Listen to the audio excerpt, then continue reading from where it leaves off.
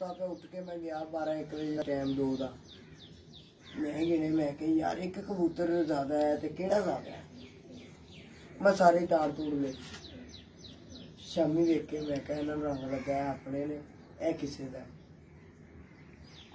ਛੋੜ ਲਿਆ ਅੰਦਰ। ਉਹ ਮੈਂ ਫੜ ਲਿਆ। ਕਿਹੋ ਜਿਹਾ ਕਬੂਤਰ ਸੀ? ਬੱਚਾ ਹੀ ਸੀ, ਛੋਟਾ ਜਿਹਾ, ਕਮਜ਼ੋਰ ਸੀ। ਉਹ ਕੋ ਮੇਰੇ ਕੋਲ ਰਿਹਾ ਕੋਈ 15 ਦਿਨ, ਮਹੀਨਾ ਰਿਹਾ। ਦਾਣਾ ਦੂਣਾ ਵਾਹਵਾ ਪਾਉਂਦਾ ਰਿਹਾ, ਉਹ ਖਾਂਦਾ ਰਿਹਾ। ਚੰਗਾ ਸੀ ਕਿ ਐਵੇਂ? ਉਹਦੀ ਅਗਲੀ ਦਾਸਤਾਨ ਤੇ ਸੁਣ ਲਓ ਪਹਿਲੇ। ਹਾਂ ਦੱਸ। ਉਹ ਵਾਹਵਾ ਹੈਲਦੀ ਹੋਇਆ ਨਾ ਜਦੋਂ ਵਾਹਵਾ ਮੋਟਾ ਤਾਜ਼ਾ ਹੋਇਆ। ਉਹ ਮੈਂ ਕੱਢ ਕੇ ਸਾਰਿਆਂ ਨਾਲ ਬਾਹਰ ਭਾਗਤਾ। ਮੈਂ ਕਿਹਾ ਯਾਰ ਇਹਨੇ ਕਿੱਥੇ ਜਾਣਾ ਹੁਣ। ਉਹ ਭਾਜੀ ਉੱਡਿਆ ਮੇਰੇ ਕੋਲ। 12-1 ਵਜੇ ਡਾਇਆ ਮੈਂ। ਉਹ ਤੇ ਭਾਜੀ ਰਾਤ ਰਹਿ ਗਿਆ। 5-6 ਵਜੇ ਦਾ ਟਾਈਮ ਤੇ ਵਾਹਵਾ ਦਿਨਾਂ ਜੇ ਫਿਰਨ ਡਿਆ ਤੇ ਨਾ ਨੀਵਾ ਇਹਨੂੰ ਚਲਾ ਗਿਆ ਲਿੰਕ ਰੋੜਾ ਦੀ ਸਾਈਡ ਤੇ। ਮੈਂ ਕਿਹਾ ਕਿਧਰੇ ਬਹਿ ਬੂ ਗਿਆ ਹੋਣਾ। ਉਹ ਰਾਤ ਰਹਿ ਗਿਆ। ਅਗਲੇ ਦਿਨ ਸਵੇਰ ਉੱਠਿਆ ਵਾਂ ਤੇ 6-6:30 ਵਜੇ ਉੱਤੇ ਬੈਠਾ ਢੰਗ ਤੇ ਆ ਕੇ। ਕੀ ਬਾਤ ਹੈ। ਜਾਦੂਗਰ ਤੇ ਨਹੀਂ ਗਾ ਸੀ ਕਬੂਤਰ? ਅੱਗੇ ਹੁੰਦੀ ਸੁਣੋ, ਅਗਰ ਸਟੋਰੀਆਂ ਅੱਗੇ ਵੀ ਨਹੀਂ ਹੁੰਦੀਆਂ। ਅੱਗੇ ਹੁੰਦੀਆਂ। ਕਈ ਵਾਰੀ ਰਾਤ ਰਹਿ ਗਿਆ ਯਾਰ। ਕਮਜ਼ੋਰ ਜਿਹਾ ਬੱਚਾ ਮੈਂ ਆਪਣੇ ਤਾਂ ਉੱਡ ਕੇ ਕਿਤੇ ਬਹਿ ਜਾਂਦਾ ਹੋਏਗਾ, ਫਿਰ ਸਵੇਰ ਉੱਠ ਕੇ ਆ ਜਾਂਦਾ ਹੈਗਾ ਅੱਡੇ ਤੇ। ਸ਼ਾਮੀ ਡਾਇਆ ਨਾ ਉਹਨੂੰ ਤੇ ਰਾਤ ਰਹਿ ਗਿਆ। ਸ਼ਾਮੀ ਵੀ ਡਾਇਆ ਰਾਤ ਰਹਿ ਗਿਆ, ਸਵੇਰ ਵੀ ਡਾਇਆ ਰਾਤ ਸੁਬਾਹ ਰਹਿ ਵੀ ਗਿਆ। ਡਾਇਆ ਤੇ ਰਾਤ ਰਹਿ ਇਹ ਗਿਆ। ਝੂਠ ਹੈ ਯਾਰ ਇਹ ਜਨਮਨ ਗੱਲ ਹੈ। ਅੱਛਾ ਫੇਰ ਉਹ ਠੀਕ। ਕਿਧਰੇ ਭਾਵੇਂ ਬਹਿ ਕੇ ਰਾਤ ਕੱਢ ਕੇ ਆ ਜਾਂਦਾ ਸੀ, ਜਾਂ ਉਹ ਪਤਾ ਨਹੀਂ ਕਿ ਕਮਜ਼ੋਰ ਜਿਹਾ ਹੈਗਾ ਸੀ। ਮੇਰੇ ਕੋਲ ਉਹ ਥੋੜਾ ਜਿਹਾ ਭਾਰਾ ਹੋ ਗਿਆ, ਫਿੱਟ ਵੀ ਹੋ ਗਿਆ। ਇੱਕ ਦਿਨ ਮੈਂ ਡਾਲਤਾ, ਫੇਰ ਉਹਨੂੰ ਸਵੇਰ ਮੈਂ 6 ਡਾਂਦਾ ਤੂੰ ਵੀ ਰੋਜ਼ ਰੋਜ਼ ਰਿਹਾ ਉਹਨੂੰ?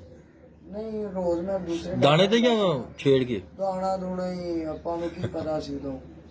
ਦਾਣਾ ਦੂਣਾ ਸਾਰਿਆਂ ਨੂੰ ਇਕੱਠੇ ਹੀ ਪਾ ਦੇਣਾ ਚੱਲ। ਉਦੋਂ ਫਿਰ ਨਹੀਂ ਪਤਾ ਹੁੰਦਾ ਸੀ, ਕਬੂਤਰ ਚੰਗੇ ਬਣ ਜਾਂਦੇ ਸੀ। ਹੁਣ ਪਤਾ ਨਹੀਂ ਬਣਦੇ। ਹੁਣ ਪਤਾ ਹੈ ਤੇ ਹੁਣ ਕਬੂਤਰ ਅਸੀਂ ਲੱਭਣੇ ਕੋ 12 ਵਜੇ ਵਾਲੀ ਲੱਭ ਜਾਵੇ, ਨਹੀਂ ਲੱਭਦਾ। ਇੱਕ ਦਫਾ ਮੈਂ 6 ਮੈਂ ਵੀ ਨਾ ਆਪਣੀ ਹੋਸ਼ ਦੇ ਵਿੱਚ ਮੱਝਾਂ ਉੜਦੀਆਂ ਵੇਖੀਆਂ ਨੇ। ਵੇਖਿਆ ਤੁਸੀਂ? ਐਡਾ ਕੁ ਹਨੇਰ ਸੀ, ਤੂਫਾਨ ਸੀ। ਉਸਤਾਦ ਜੀ ਅਸੀਂ ਬੈਠੇ ਹੋਏ ਬਾਹਰ ਗਲੀ ਦੇ ਵਿੱਚ, ਕਬੂਤਰ ਛੇੜਨੇ ਹੁਣ। ਕਬੂਤਰ ਛੇੜੇ ਪਹਿਲੇ ਅਸੀਂ ਆਪਣੇ ਬਾਹਰ ਬਹਿ ਗਏ, ਚਾਹ ਬਣਾ ਲਈ। ਉਸਤਾਦ ਰੋਮੀ ਆ ਗਿਆ, ਬੈਨੀ ਆ ਗਿਆ, ਸਰਦਾਰ ਆ ਗਿਆ, ਸਾਰੇ ਅਸੀਂ ਬਾਹਰ ਬੈਠੇ। ਇੱਧਰੋਂ ਕਾਲਾ ਬੱਦਲ ਚਲਿਆ ਬਸ।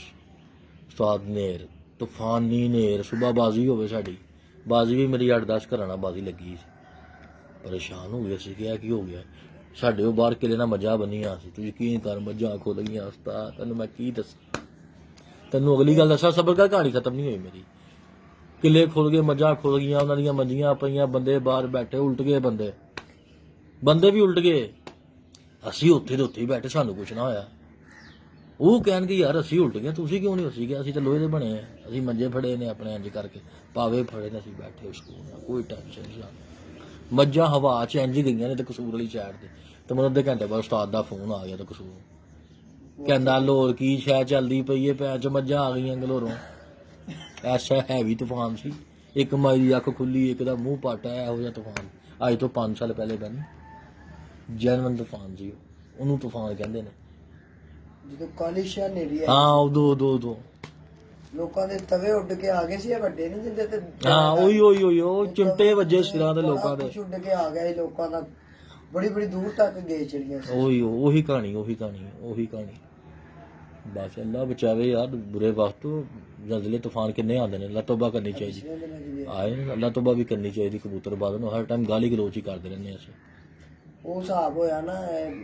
ਜੇ ਅਗਰ ਇਹ ਤੁਸੀਂ ਛੱਡ ਛੜਾ ਕਰਦੇ ਨਾ, ਉਹ ਕੰਮ ਹੀ ਨਹੀਂ 7 ਬਲਾਕ ਵਾਲਾ। ਹਾਂਜੀ। ਉਹ ਬੈਠਾ ਕਹਿੰਦਾ ਮੈਂ ਮਾਰਕੀਟ ਯਾਰਾਂ ਦੋਸਤਾਂ 'ਚ ਬਹਿ ਗਿਆ। ਲੜਦੀ ਹੁੰਦੀ ਸੀ ਨਾ ਉੱਥੇ ਹੁੰਦੀ। ਤੇ ਕਹਿੰਦਾ ਯਾਰ ਇੱਕ ਉੱਥੇ ਨਾ ਛੱਡਣ ਛਡਾਉਣ ਵਾਲੀਆਂ ਸ਼ੁਰੂ ਕਰਤੀਆਂ ਲੋਕਾਂ ਨੇ ਗੱਲਾਂ। ਬਸ ਨਹੀਂ ਇਹ ਹਕੀਕਤ ਹੈ।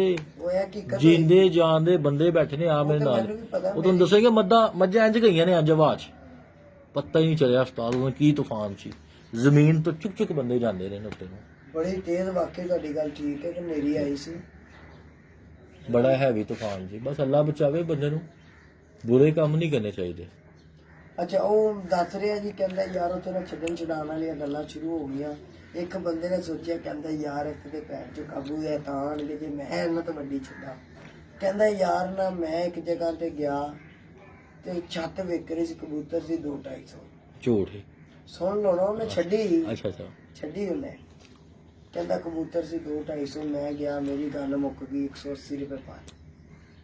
230 ਕਬੂਤਰ ਹੋਏ। ਮੈਂ 230 ਕਬੂਤਰ ਲਿਆ ਕੇ ਰਾਤੀ ਮੈਂ ਜਾਲ ਦੇ ਵਿੱਚ ਪਾਏ ਨੇ। ਸੁਬਹ ਡਾਤੇ। ਸਵੇਰੇ ਉੱਠਿਆ ਵਾ ਤੇ ਨਾ ਜਾਲ ਹੈ ਤੇ ਨਾ ਹੀ ਕਬੂਤਰ ਨੇ। ਜਾਲ ਹੀ ਉਡਾ ਕੇ ਲੈ ਗਏ।